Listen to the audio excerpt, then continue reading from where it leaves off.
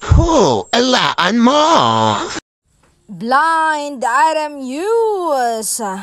May nabalitaan ako ayon sa chika ng isang sawsawera. Aktor dumalaw daw sa photoshoot ng kanyang nobya. Matyagang naghihintay daw sa gilid habang pinapanood ang jowa.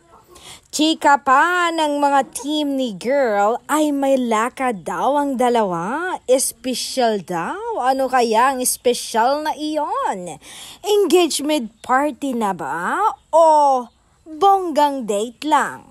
Ano sa palagay nyo mga fans ang espesyal na lakad ng dalawa? Comment down below.